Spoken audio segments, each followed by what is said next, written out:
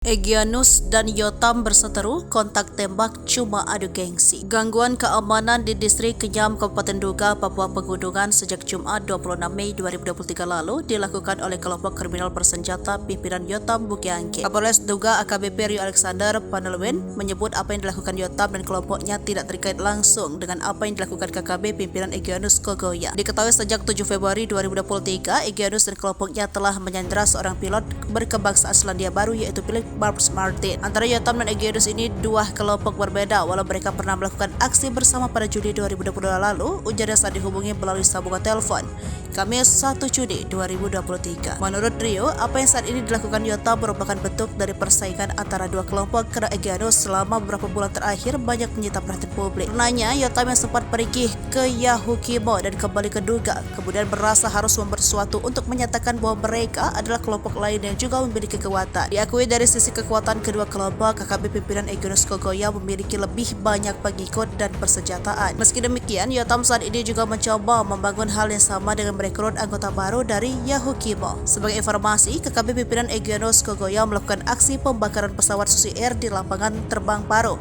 dan menyandera pilot sejak 7 Februari 2023. Sejak saat itu, kelompok tersebut berpindah-pindah. Kemudian pada 15 April 2023, Egyanus Kogoya dan kelompoknya menyerang pos TNI di distrik Mugi dan mengakibatkan 5 personel TNI gugur. Selain itu, mereka juga merampas 9 pucuk senjata api dan sejumlah amunisi serta beberapa peralatan komunikasi. Kemudian pada 26 Mei 2023, KKB pimpinan Yotam Bukiangke menembaki rombongan aparat TNI Polri yang sedang patroli di kampung Nogolait dan menyebabkan terjadi kontak tembak. Akibat yang sama kembali terjadi pada 29 Mei 2023 dan mengakibatkan 162 warga kampung Nogolait memilih untuk mengamankan diri ke kota Kenyam.